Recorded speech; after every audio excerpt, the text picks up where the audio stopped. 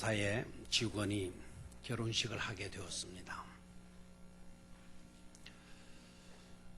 회사의 직원이다 보니까 그 회사의 사장님을 주례자로 모시고 결혼식을 하게 되었습니다. 신랑 입장이 있었고 신부 입장하는 시간이 되었는데, 입장하는 신부를 보니까 주례를 맡은 사장님이 뿅 간 거예요. 너무 아름다운 거예요. 그리고 자기가 그렇게 찾던 이상향 신부인 거예요. 우리 기독교 예식에서는 주례 설교를 하고 난 뒤에 서약을 하지 않습니까? 근데 일반 결혼식에서는 먼저 서약을 하고 서약을 한 상태에서 주례사를 하잖아요. 신부 입장 마치자마자 서약을 하는 거예요. 신랑에게 서약을 마치고 신부에게 서약을 하는 시간이었는데 주례자가 정신을 잃어버렸어요. 그리고 당황하고, 그래서 신부에게 서약한다라는 게 신부는 이 주례자를 영원토록 사랑하겠느냐고. 그러니 결혼식이 어떻게 됐겠어요? 부모들이 당황하고 신랑도 당황하고 신부도 당황하고, 한쪽에서는 저 주례자 끌어내려라. 그런데 이 주례자가 그래도 회사의 사장 정도 되시면 순간 재치라는 게 있잖아요. 탁 실수했다라는 걸 알고 정신을 팍 차리고는, 여러분 분명히 보셨죠? 신부가 주례자 영원토록 사랑하겠느냐 그러니까 전혀 반응하지 않았지 않았습니까? 그 말은 신랑을 영원토록 사랑하겠다는 표시요 고백인 줄로 믿으셔야 합니다 그랬다는 거예요. 그러니까 여기저기에서 우레 같은 박수가 터져 나왔다고 합니다. 여러분, 우리는 신앙의 대상을 분명히 알고요, 제대로 우리의 믿음을 고백할 수 있어야 될 줄로 믿습니다.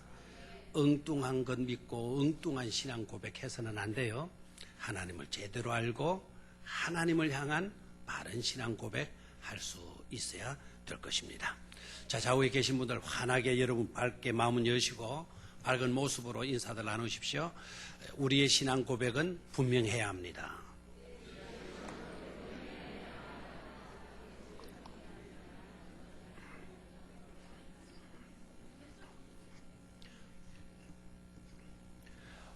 참된 신앙 생활은 어떤 것이라고 생각을 합니까?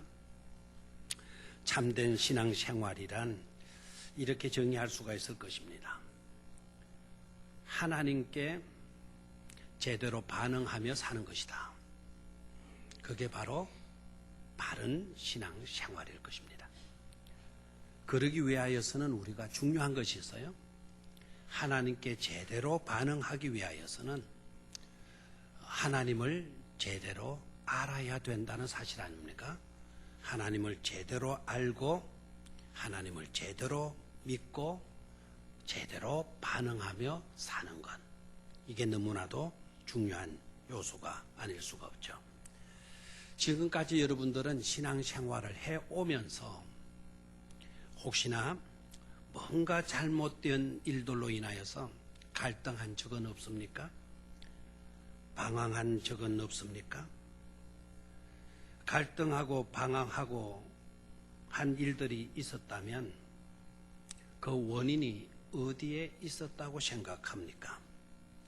그리고 그 갈등과 방황의 문제에서 어떻게 여러분들 벗어나고자 노력들 했습니까? 우리는 깨달아야 합니다. 신앙생활을 해오면서 뭔가 잘못되어서 갈등한 적이 있거나 방황한 그와 같은 적이 있다고 한다면 다른 거 다 제쳐두고 즉각 믿음의 출발선에 다시 서는 것, 다시 서서 다시 시작하는 것. 이게 정말 중요한 것임을 깨달아야 돼요. 그것 자체가 죄인 것입니다. 성경을 보면 예수님은 무턱대고 하나님을 믿어라. 하나님을 믿어야 된다.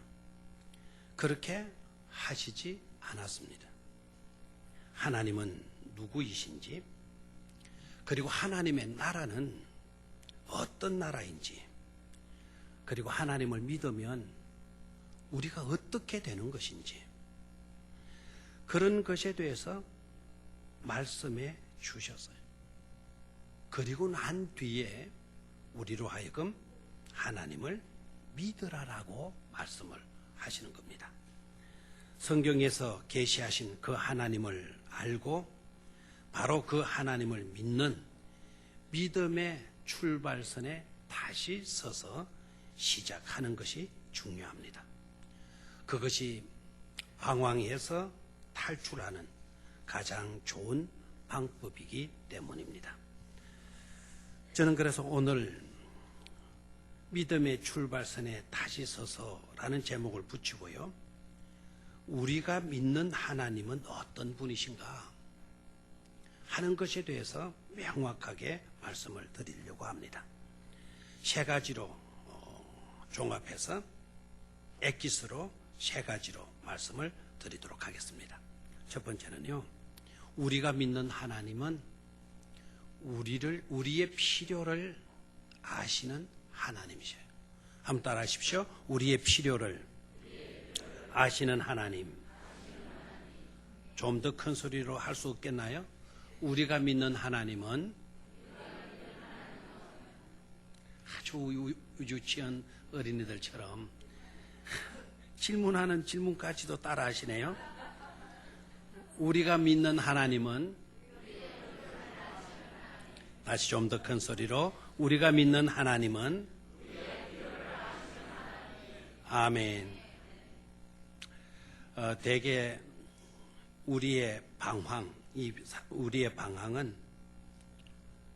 아마 이런 데서부터 시작된다고 봐요. 하나님은 나를 제대로 알지 못하실 거야. 여기에서부터 방황이 시작되는 거죠. 우리가 기도를 할 때에도 하나님께서 지금 내 형편을 일일이 다 아시긴 하시겠어? 나 같은 별 볼 일 없는 그런 사람, 많고 많은 사람들 가운데서 나 같은 사람의 형편을 어떻게 다 아실 수가 있겠어? 기도를 하면서도 우리는 이런 것을 전제해 놓고 기도하는 경우들이 많아요. 그래서 어떻게 된 겁니까? 결과는 염려와 고민과 갈등과 방황이잖아요. 그러니까 염려가 떠날 날이 없어요. 그래 문제 앞에서 우리는 고민하면서 괴로워할 수밖에 없어요. 우리는 갈등하고 방황할 수밖에 없는 것이죠. 그것이 잘못되었다라는 거예요. 그것이 잘못되었다. 주님께서 분명히 말씀하셔요. 오늘 읽었던 본문 말씀 32절 말씀을 다시 한번 소리내어서 읽어보도록 하겠습니다. 시작.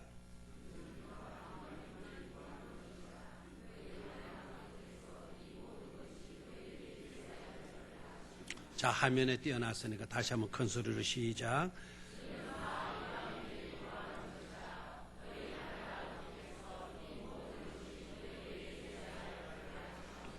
아멘. 너희 하늘 아버지께서 하나님이죠. 그런데 하나님을 하나님으로만 말하지 않고 아버지께서, 너희 하늘 아버지께서 이 모든 것이 너희에게 있어야 할 줄을 아시느니라라고 말씀하셨습니다. 다시 한번, 이 모든 것이 너희에게 있어야 할 줄을 아시느니라 말씀합니다. 하나님은 우리에게 필요를 아신다 모르신다? 아신다는 거예요. 너희에게 있어야 할 줄을, 이 모든 것이 너희에게 있어야 할 줄을 아시느니라 말씀을 하고 있습니다. 자, 6장 8절입니다. 같이 읽습니다. 시작. 그러므로 그들을 본받지 말라. 구하기 전에 너희에게 있어야 할 것을 하나님 너희 아버지께서 아시노니라. 아멘. 똑같은 내용인데요. 8절에서는 좀 더 구체적으로 이야기를 했죠. 구하기 전에, 우리가 기도하기 전에 벌써부터 너희에게 있어야 할 것을 하나님, 그 하나님 누구라 그랬어요? 너희 아버지께서 아시느니라라고 말씀을 하고 있잖아요. 아멘입니까? 자, 저기에서 너희에게라는 이 말을 좀 나에게로 좀 가지고 와서 한번 읽어보도록 할까요? 나에게 있어야 할 것을 하나님 나의 아버지께서 아시느니라 그래서요. 나에게 있어야 할 것, 나에게 있어야 할 것을 하나님 나의 아버지께서 아신다, 모르신다, 아신다 그랬습니다. 누구의 말씀이에요? 저의 말씀입니까? 아무개의 말씀입니까? 어느 성신님의 말씀입니까? 아니잖아요. 주님께서, 하나님이신 예수님께서 말씀해 주신 말씀 아닙니까? 진리의 말씀인 줄로 믿습니다. 확실한 말씀인 줄로 믿습니다. 주님의 말씀이, 하나님의 말씀이 그러하다고 한다면 우리는 믿어야 돼요. 하나님은 우리의 필요를 아시는 분이시다. 아멘입니까? 우리라고 하니까 여러분들 대대로 또 반응을 안 하네요. 하나님은 나의 필요를 아시는 분이시다. 아멘. 큰 소리 좀 아멘 할 수 없나요? 하나님은 나의 필요를 아시는 분이십니다. 아멘. 그럴 수밖에 없죠. 그럴 수밖에 없죠. 하나님은 나의 필요를 아실 수밖에 없는 이유는요, 우리를 지으신 분이 누구이십니까? 하나님이시잖아요. 나를 지으신 분이 하나님이시기 때문에 내가 나를 아는 것보다도 하나님은 더 우리를 아시고 계시는 줄 믿습니다. 누구보다도 하나님은 우리를 잘 아시고 계세요. 저는 이 말씀을 묵상하다가 얼마나 감동을 받았는지 몰라요. 하나님, 저를 만드신 분이 하나님 맞죠? 그리고 하나님은 천지 우주 만물을 다 만드신 분으로도 분명하시죠? 천지 만물을 다 지으신 분이셔요. 또 나도 하나님이 지으셨어요. 그리고 어떤 깨달음이 왔는고 하니까 그렇다면 내가 필요로 하는 것, 내가 필요로 하는 것이 어디에 있는가 하는 것을 하나님은 우주 만물을 다 만드신 분이시니까 그것을 아시겠구나 하는 깨달음이 왔어요. 내가 필요한 것, 여러분들이 필요한 그것이 어디에 있는가? 어디에 있는가? 어디에 내가 만들어 놓았는지를 우주 만물을 만드신 분이 하나님이시기 때문에 아실 것이 아니겠는가? 그래서 하나님은 나의 필요를 아시고 그 있는 곳까지 아시고 그 있는 것을 저에게 공급해 주실 줄로 믿습니다.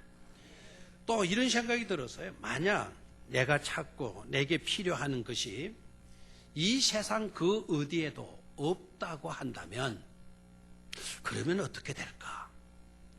하나님은 그럴 때에는 다시 만드셔서라도 나에게 공급해 주실 하나님이 아니시겠는가 하는 깨달음이 왔습니다. 감격이 일어날 수밖에 없죠.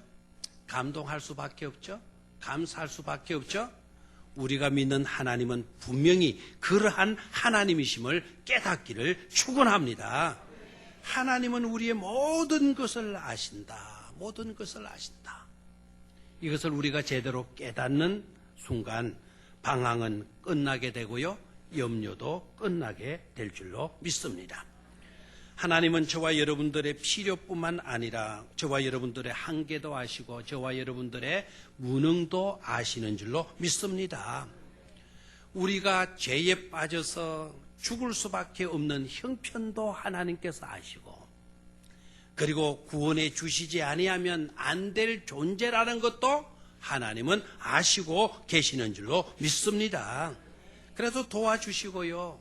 우리가 해결할 수 없는 문제 속에는 하나님이 직접 개입해 주셔서 그 문제를 처리해 주시는 줄 믿습니다. 그렇기 때문에 우리는 절대적으로 겸손해야 될 줄로 믿습니다. 그 누구도 나는 힘이 있으니까, 난 능력이 있으니까, 나는 뭐든지 다 할 수 있다, 이런 식으로 생각을 해서는 안 될 것입니다. 나는 모든 것을 다 알고 있다, 내가 모르는 것은 없다, 이렇게 우리는 교만 떨어서도 안 될 줄로 믿습니다. 여러분, 우리가 안다라는 게 어느 정도입니까?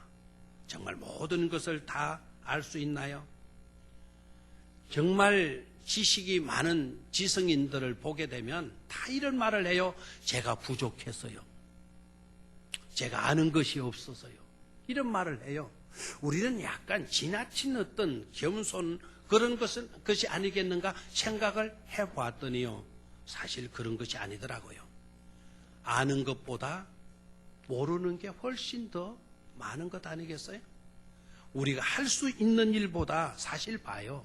할 수 없는 일들이 훨씬 더 많지 않습니까? 그런데도 그것도 모르고 조금 안다고 큰 소리하고 남 비방하고 남 무시하고 그래서는 안 되는 거죠. 우리가 무슨 힘이 대단하다고, 무슨 능력이 대단하다고, 이 아빠를 믿어라, 나를 믿어라, 내가 너를 책임져 줄 거다, 너는 이 아비 말만 잘 들어, 그러면 너는 걱정 없이 잘 살 수가 있어. 어떻게 우리가 이런 말을 할 수 있단 말입니까? 자식을 사랑하기 때문에 뭐든지 다 해줄 수 있을 것처럼 생각하지만요, 해줄 수 없는 것들이 얼마나 더 많은지 여러분 아시잖아요? 서울 강남에서 6살 되는 어린아이가 유괴된 일이 있었어요. 이 귀한 아들을 얻은 그 부모님은요, 대단한 부모였어요. 장관까지 지내고 외국의 대사까지 지내고 그렇게 오신 그런 분인데, 서울 강남구는 여러분 또 잘 사는 사람, 뭐 이름 있는 사람들 많이 살고 있는 그런 부자 동네 아닙니까? 그곳에서 그렇게 지낸 분의 아이가 유괴를 당했어요. 범인을 잡고 보니까 이 범인이요, 아주 못돼 먹었어요. 이미 그 아이를 그 옷을 집어넣는 드렁크 속에 집어넣어 가지고는 검문이 두렵고 늘 두려우니까 이 가방을 한강변에 던져버리고 부모에게 전해 가지고는 돈을 요구한 거예요. 범인을 잡고 보니까 범인이 그런 짓을 한 거예요. 나중에 한강에서 던진 그 트렁크를 수색해서 건져보니까 아이가 어떻게 죽어 있었는가 하니까 그 가방 속에서 고양이가 웅크려져 잠을 자는 거죠. 그런 모습으로 죽어 있는 거예요. 그리고 그 부모가 그 죽은 6살짜리 아이를 보고 기절을 한 거예요. 그리고 수사관들이 수색을 보니까 이 아이가 웅크리는데 그 손을 펴보니까 손끝이 다 닳아서 피가 났어요. 손톱이 부러져 있고 손 밑에서 피가 솟구져 있어요. 이 범인이 이놈의 자식이 지문을 없애기 위해서 이런 짓을 했나 싶어가지고 했더니 그게 아니고 트렁크 가방 밑바닥을 보니까 이놈이 그 안에서 얼마나 살려고 몸부림을 쳤는지 그 가방 바닥을 핥히면서 몸부림치다 죽은 거예요. 그 아이가 가방 안에서 뭐라고 비명지르면서 그 가방을 밑바닥을 핥혔을까요? 아빠, 엄마 나를 좀 살려줘라. 네? 엄마 아빠 나를 좀 살려. 제발 나를 좀 구해달라. 몸부림쳐서 하지 않았겠어요? 그의 부모가 이름 있는 부모고 또 출세까지 한 사람이고 하지만 어떻게 할 수도 없어요. 아기 유기당하는 그 자체도 몰랐으니까 말이에요. 여러분, 얼마 전 서울 강남에 있는 모 고등학교 학생이 자살한 뉴스 들으셨죠? 나중에 밝혀진 내용을 보니까 고등학생 자살 사건인데요. 학급 폭력 학생들에서 그 아이들에게 끌려가가지고 그간에 수없이 괴롭힘을 당하고 강목으로 맞고 주먹으로 린치를 당하고 너무나 괴로운 나머지 더 이상 살기 싫다는 쪽지를 남기고 아파트에서 뛰어내린 것입니다. 딱 뛰어내리고 때렸는데 하필이면 다행히도 그 밑에 주차되어져 있는 자동차 위에 떨어진 거예요. 자동차 위에. 그 자동차 위에 떨어진 자동차가 위가 쭈그러지면서 쿠션이 되어져서 이 아이가 죽지 않고 살아난 거예요. 근데 그 과정 속에 아무도 그 광경을 목격한 자들이 없었어요. 한참 만에 이 아이가 정신이 들어서 살펴보니까 죽지 않고 자기가 살아있는 거예요. 차에서 엉금엉금 기어내려 와가지고는 다시 자기가 살고 있는 아파트 복도 위로 올라가가지고는 자기 집 앞에 현관문 앞에 쭈그리고 앉아서 거기서 피를 흘리면서 앉아서 갈등을 한 거예요. 집으로 들어갈까? 다시 뛰어내릴까?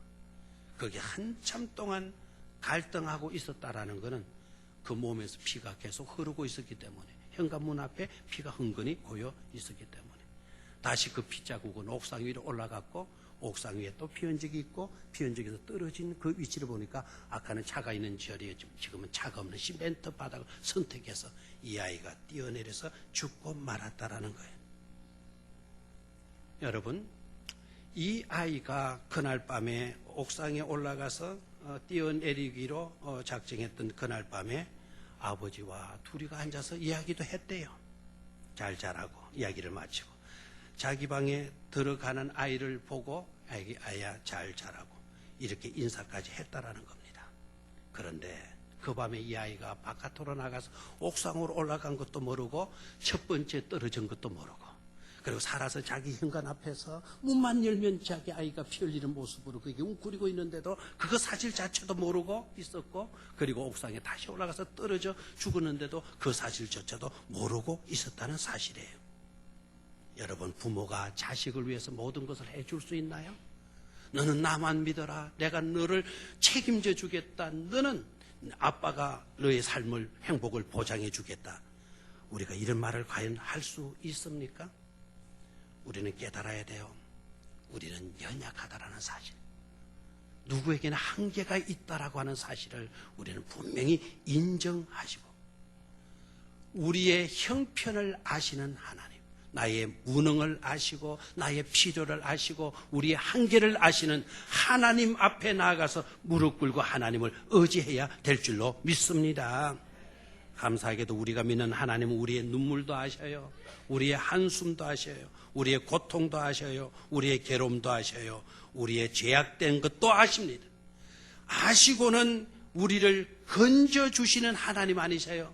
십자가의 예수를 못 박아서라도 우리를 건져내놓고 마시는 하나님이 바로 우리가 믿는 하나님이신 것을 깨닫기를 축원합니다.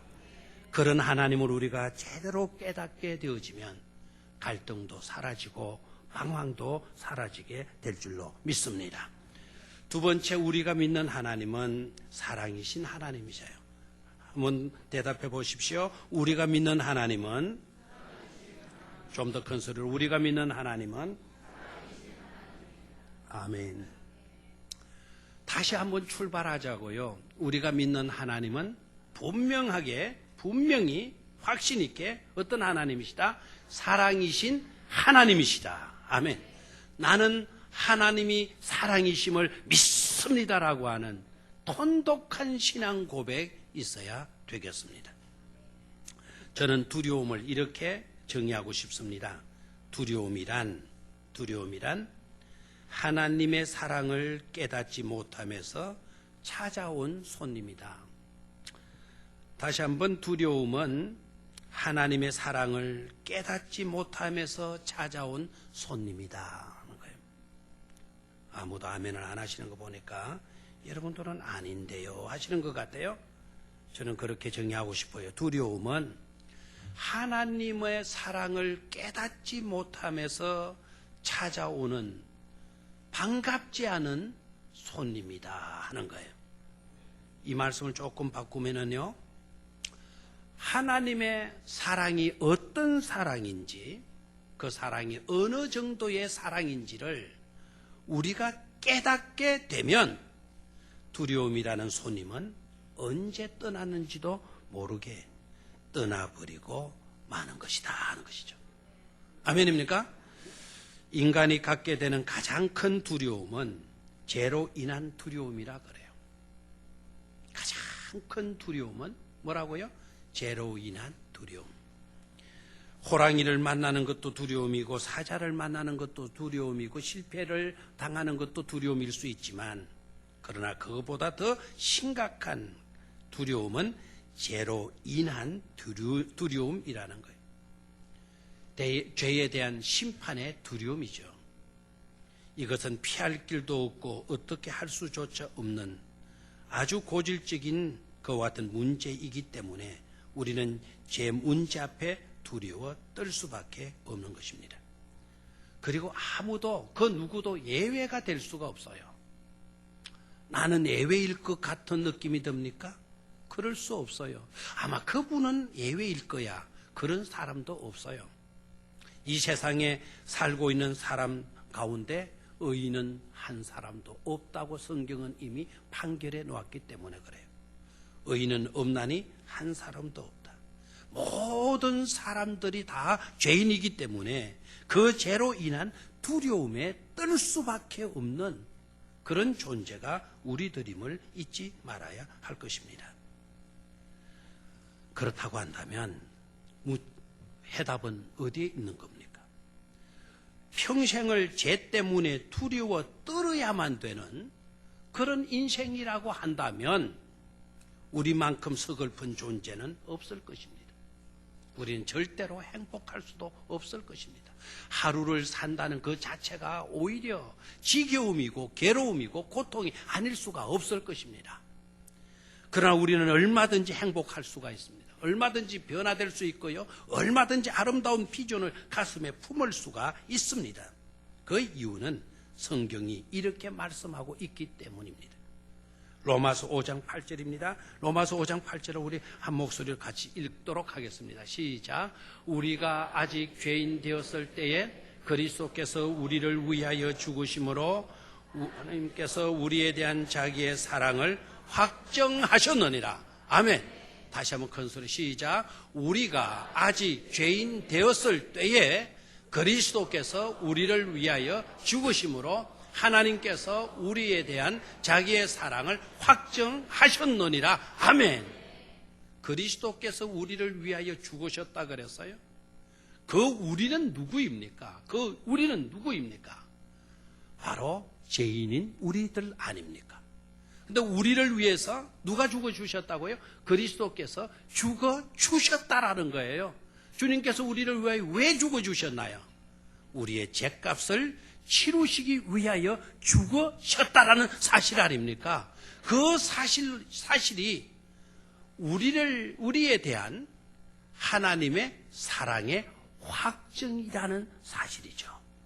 아멘. 주님께서 나를 위하여 죽으셨다는 그 사실 자체는 하나님께서 나를 그토록 사랑하시고 계신다는 확증이라는 말씀입니다. 그런데 중요한 것, 앞에 있는 부분을 놓쳐서는 안 돼. 우리가 아직 뭐였을 때, 죄인 되었을 때, 다시 한번 시작.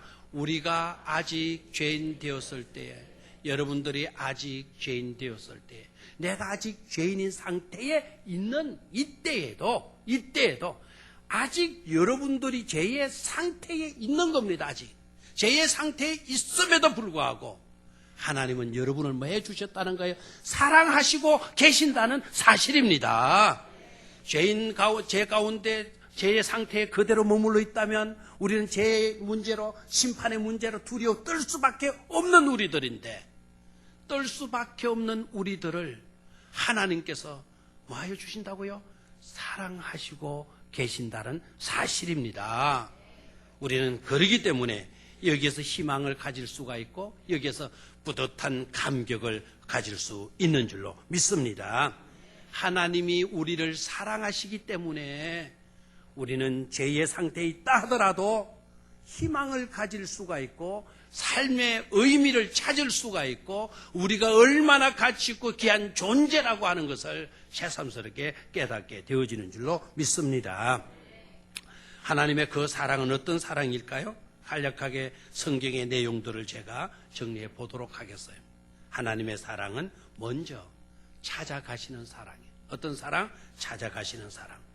두 번째, 하나님의 그 사랑은 먼저 이름을 불러주시는 사랑이에요. 뭐 해주세요? 찾아가시고 먼저 그 다음에 이름을 불러주시는 거예요. 아담아, 네가 어디 있냐? 아담이 죄 짓고 난 뒤에 하나님 앞에 먼저 찾아가서 하나님 나 죄 지었어요. 나 용서해 주세요. 이렇게 말하지 않았어요.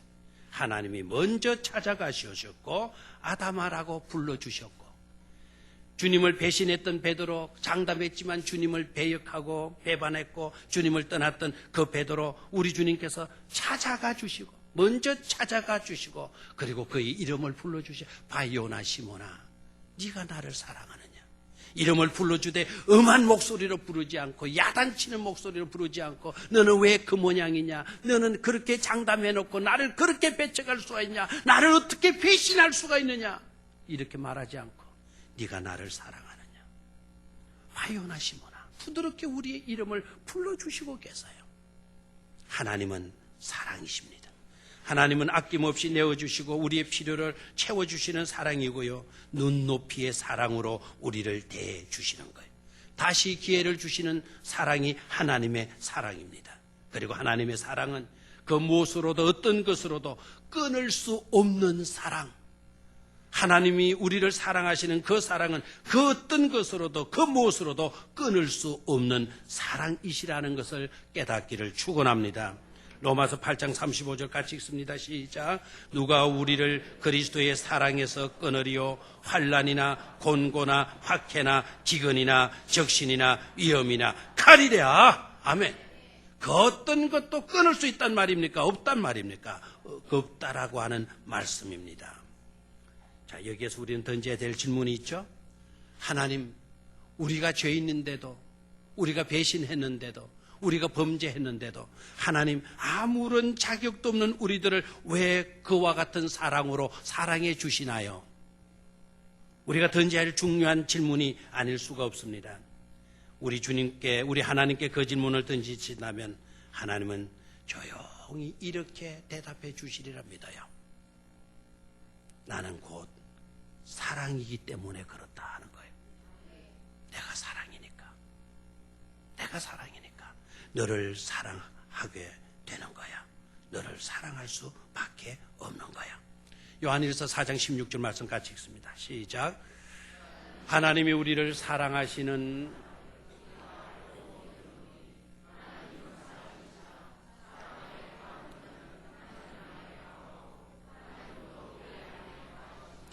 아멘. 자, 다시 한번 여러분 성경을 읽을 때 그렇게 맥없이 읽으실 수가 있나요? 저 내용이 얼마나 귀한 내용인데요. 그냥 형식적으로 근성으로 국어책 읽듯이 영수야 철수야 바둑아 나아가 놀자 그런 식으로 읽을 수 있는 내용이 아니잖아요. 다시 한번 시작. 하나님이 우리를 사랑하시는 사랑을 우리가 알고 믿었노니 하나님은 사랑이시라. 아멘. 저기까지만 해요. 하나님이 우리를 사랑하시는 사랑을 그 다음 중요한 두 단어 나오죠. 우리가 알고 믿었노니 우리가 하나님 아는 거 굉장히 중요하다 그랬죠. 하나님을 제대로 알아야 제대로 반응할 수 있고 제대로 반응하는 삶이 진정한 참된 신앙 생활일진데 하나님을 제대로 아는 거 중요해요. 하나님을 알고 믿었노니 하나님은 누구이시라고요? 사랑이시라. 아멘. 다시 우리는 믿음의 출발순위에 서서 새롭게 출발하자고요. 하나님은 뭐라고요? 사랑이시다. 그 사랑을 알고 그 사랑을 믿는 믿음의 반수기에 굳게 설 수 있기를 주의 이름으로 축원합니다. 마지막 세 번째로 우리가 믿는 하나님은 일하시는 하나님이죠. 다음 따라 하십시오. 우리가 믿는 하나님은 일하시는 하나님. 우리가 믿는 하나님 어떤 하나님? 일하시는 하나님. 아멘. 저는 세 번째로 불행을 좀 정의하고 싶어요. 세 번째 불행은 일하시는 하나님을 기억하지 못함으로 말미암는 결과다. 우리가 겪는 모든 불행은 일하시는 하나님을 외면함으로 말미암는 결과다. 지금도 하나님은 일하시고 계시는데 그 하나님을 기억하지 못하기 때문에 오늘 모든 인생들이 불행에 빠져 있는 것이다 하는 것입니다. 저는 하나님이 여러 것으로 정의되고 설명되어 줄 수 있지만 저는 우리 하나님은 지금도 일하시는 하나님이시라는 것에 굉장히 감격하고요. 하나님께 감사를 드려요. 요한복음 5장 17절 말씀 다 같이 읽습니다. 시작. 예수께서 그들에게 내 아버지께서 이제까지 일하시니 나도 일한다 하시매. 다시 한번 내 아버지께서 이제까지 지금까지 일하시고 계시니 나도 만다 일한다 하시매. 아멘. 하나님이 지금 하시고 계신다고요? 지금까지 일하시고 계신다라는 거예요. 독생자 아들로 십자가에 피 흘려 죄값을 치르게 하셔서 건져놓은 구원해놓은 저와 여러분들이 아무렇게나 살아가도록 내버려 두실 하나님이 아니시라는 것 아닙니까? 저와 여러분들의 생사하복을 그냥 구경만 하시는 관람객 중에 한 분 정도의 하나님이 아니시라는 말씀 아니겠습니까? 우리를 사랑하시는 그 하나님은 지금도 우리를 위하여 졸지도 주무시지도 아니하시고 일하시면서 저희들을 지키시고 우리의 부족을 채워주시고 우리의 문제를 풀어가게 해 주시는 줄로 믿습니다. 우리의 믿음은 다시 여기에서 출발해야 돼요. 정리합니다. 하나님은 우리의 필요를 아시는 분으로 여러분 믿습니까? 분명히 아십시오. 하나님은 우리의 필요를 아시는 분이에요. 내 눈물도 아시고요, 내 무능도 아시고요, 내 한계도 아시고요, 죄에 빠진 나의 실존도 하나님은 아셔요. 그러나 그것으로 끝나지 않고 우리가 믿는 하나님은 우리를 사랑해 주시는 분으로 여러분 분명히 믿습니까? 분명히 하나님은 저와 여러분들을 사랑하셔요. 말할 수 없는 사랑으로 사랑하시고 계셔요.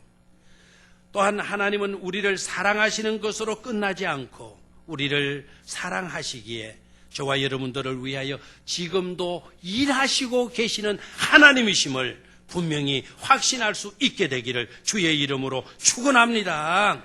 생각해 보십시오. 어떻게 독생자까지 내어주시고 그렇게 하여 얻은 우리를 하나님께서 그냥 방치해 두시고 계시겠습니까? 절대로 하나님은 그렇게 하실 수 없는 것입니다. 사랑하는 성도 여러분, 믿음의 출발선에 다시 서서 바라보시기를 바랍니다. 내가 믿는 하나님은 어떤 분이시며 내가 믿게 되어졌을 때 그 믿음의 내용이 무엇이며 내가 믿는 사람이 되어졌다면 그 결과로 나에게 주어질 은택과 나에게 주어지는 은혜와 복이 무엇인가를 알아볼 수 있기를 바랍니다. 그리고 내가 나아가야 할 목표와 길이 어딘지를 믿음의 눈으로 바라보십시오. 예수 그리스도의 십자가로 말미암아 놓여진 구속의 길을 말입니다. 그 길은 사랑의 길이요 축복의 길이요 신바람 나는 길인 것임을 깨닫고 다시 출발선 위에 서서 방황을 멈추고 아름다운 출발을 해나가는 우리 모두가 되시기를 주 이름으로 축원합니다. 하나님 아버지, 우리들을 사랑하시고 우리들을 긍휼히 여겨주시며 우리의 생사화복을 일일이 주관해 주시며 우리의 형편까지 하시고 모든 것을 사랑으로 채우시며 지금도 일하셔서 우리를 도우시는 하나님이심을 저희들은 분명히 믿습니다. 구하기 전에 내가 있어야 될 것을 미리 아시는 아버지 하나님, 내가 구하는 것보다 더 좋은 것 주시는 아버지 하나님, 아버지의 나라를 송두리째 주기를 원하시는 나의 아빠가 되어 주시는 하나님 아버지, 내가 잠자는 동안에라도 나를 위하여 지금 일하고 계시는 내 아빠 되시는 아버지 하나님, 우리의 아버지가 되어주시니 참으로 감사를 드립니다. 우리는 능력의 한계가 있고 지식의 한계가 있고 삶의 한계가 있기 때문에 내가 모든 것을 다 할 수 있는 것처럼 여겨지지만 사실은 하지 못하는 일이 얼마나 많은지 모릅니다. 아버지, 이제부터는 하나님을 제대로 믿고 신앙함으로 아버지의 탄식 소리가 울려 퍼지지 아니하도록 아버지의 자녀답게 바른 믿음의 삶을 살아갈 수 있도록 날마다 우리와 동행하여 주시옵소서.